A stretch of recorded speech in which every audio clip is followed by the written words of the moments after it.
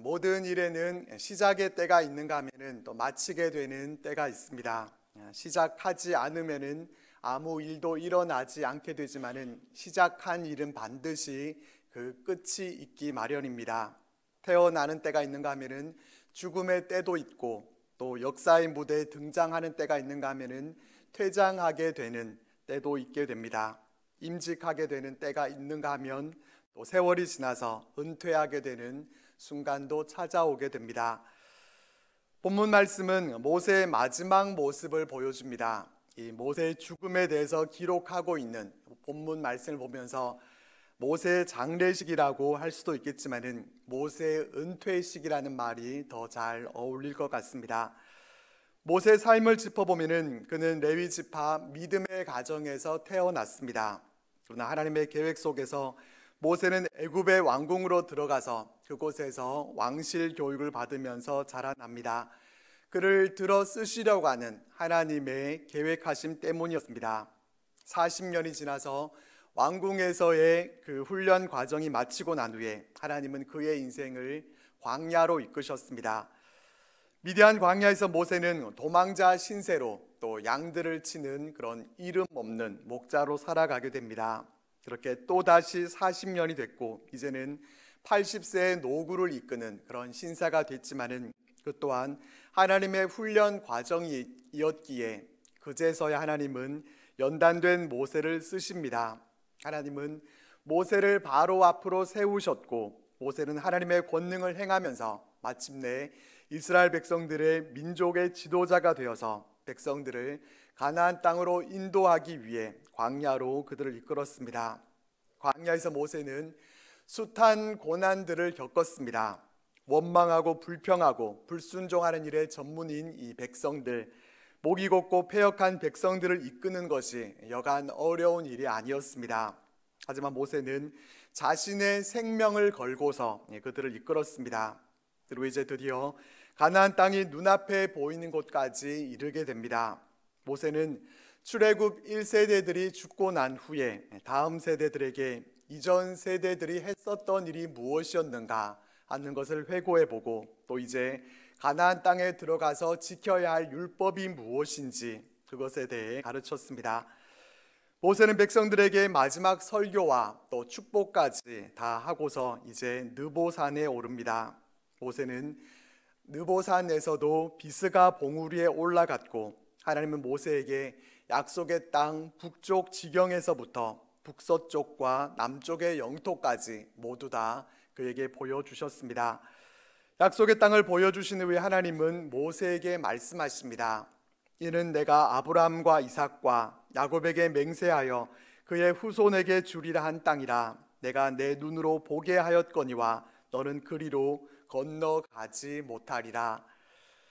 언약에 신실하신 하나님은 아브라함과 이삭과 야곱에게 약속하셨던 그대로 백성들에게 그 땅을 주실 것입니다. 하지만 모세는 그 땅을 볼 수는 있지만 그 땅으로 들어갈 수는 없다고 하십니다. 광야에서 모세가 하나님의 영광을 드러내지 않고 불순종했던 이력이 있었기 때문입니다.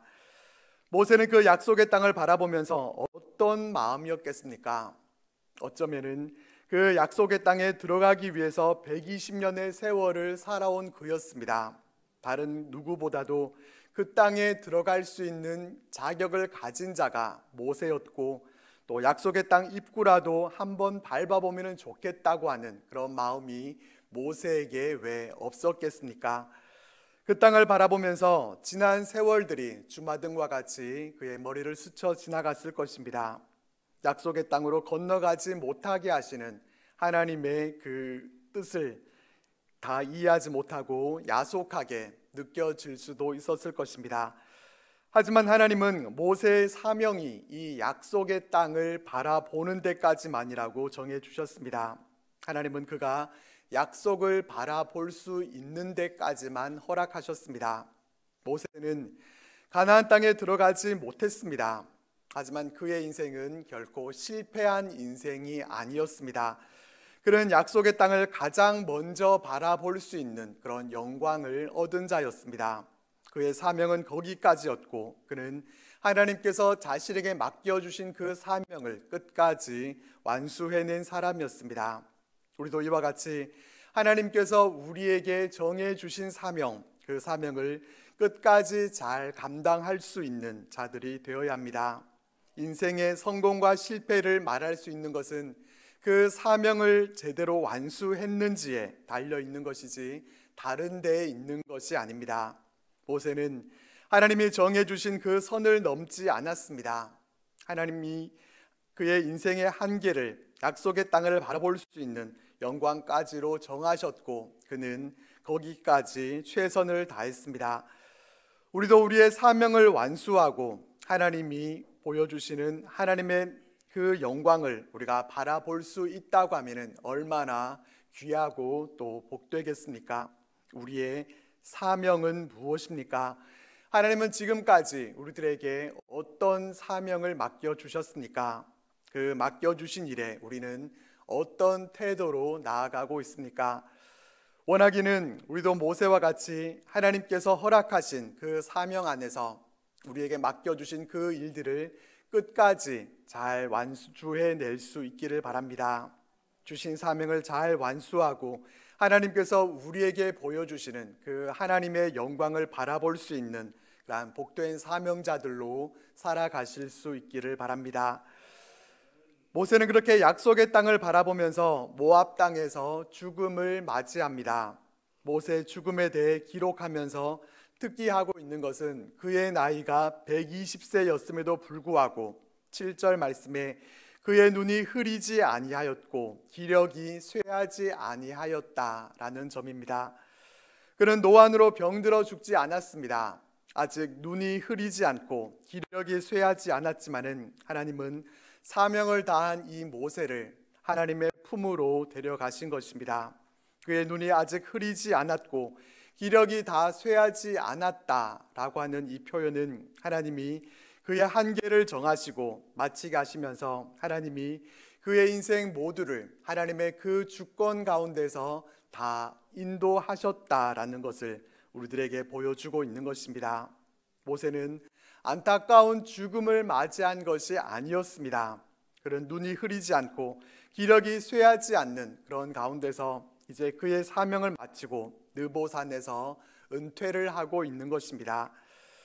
모세는 120세까지 충성되게 하나님 나라를 위해서 일했지만은 느보산에서 은퇴하는 모세에게는 성대한 은퇴식이 준비되어 있지 않았습니다. 모든 백성들이 보는 앞에서 영광스럽게 은퇴하는 것이 아니었습니다. 그의 은퇴식을 위해서 멋지게 새겨진 은퇴패도 또 준비된 꽃다발도 없었습니다. 하지만 모세의 은퇴식은 결코 초라한 은퇴식이 아니었습니다. 온 우주 만물의 주인 되시는 하나님께서 그 은퇴식에 참석해 주셨고 하나님의 영광 가운데 그런 약속의 땅을 바라보는 그러한 특권을 누리면서 하나님의 품 안에 안기는 그러한 은혜를 누렸습니다.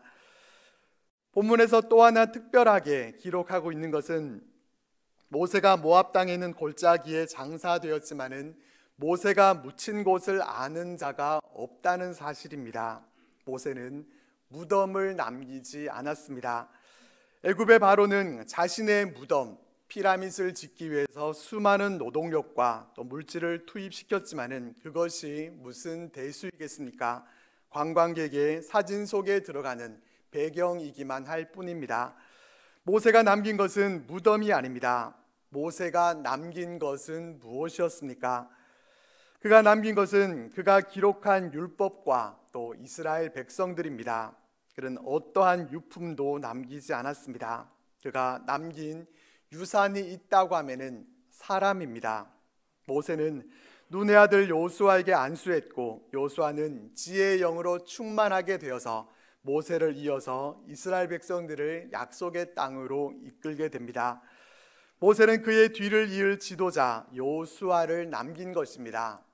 어리석은 사람들은 건축물이나 자신의 동상 또 기념비를 세우려고 합니다. 물질적인 유산을 남겨주려고 하는 자들도 있습니다. 하지만 모세는 사람이라는 유산을 남겼습니다.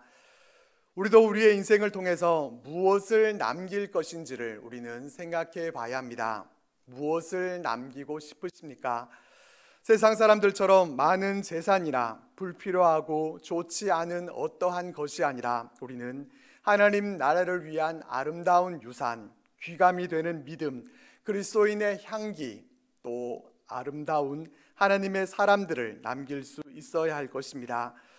그 사람이 어떠한 사람이었는지는 그가 어떻게 어디에서 태어났는가 하는 것을 두고 말하는 것이 아니라 무엇을 남겼는가 하는 것으로 평가받게 됩니다.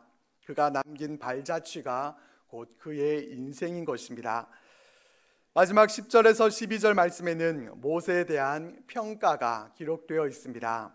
그 후에는 이스라엘의 모세와 같은 선지자가 일어나지 못하였나니 모세는 여호와께서 대면하여 아시던 자요 여호와께서 그를 애굽 땅에 보내사 바로와 그의 모든 신하와 그의 온 땅의 모든 이적과 기사와 모든 큰 권능과 위엄을 행하게 하심에 온 이스라엘의 목전에서 그것을 행한 자이더라.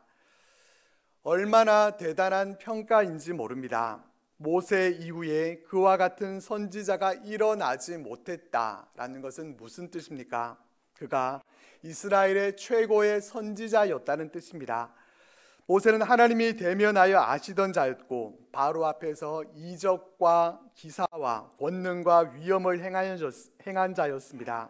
모세 이후로 이런 선지자는 나타나지 못했다라고 평가합니다. 모세오경은 모세가 기록을 한 것이고 모세가 자신의 죽음 이후에 그 평가에 대해서는 기록할 수가 없습니다. 이 부분은 당연히 후대에 기록된 것입니다. 우리 인생은 등장하는 때가 있고 또 퇴장하는 때가 있는데 퇴장할 때는 반드시 그에 대한 평가를 받게 됩니다. 우리는 과연 어떠한 평가를 받을 수 있겠습니까? 우리는 이런 평가를 받을 수 있겠습니까? 우리가 모세와 같이 역사에서 전무후무한 그러한 위대한 사람으로까지는 평가받지 못한다 해도 우리를 하나님의 사람으로 또 하나님과 교제하면서 하나님과 동행한 사람으로 평가받을 수 있다고 하면은 이보다 가치 있는 인생은 없을 것입니다. 사람들로부터 받는 평가가 아니라 하나님의 평가해 주실 때 하나님과 늘 동행했고 나의 기쁨이었고 신실한 하나님의 사람으로 칭찬받는 우리들이 되실 수 있기를 바랍니다. 오늘 은퇴하시는 세 분뿐만 아니라 우리들 모두가 하나님께서 우리에게 맡겨주신 귀한 사명들을 끝까지 잘 감당해 가실 수 있기를 바랍니다.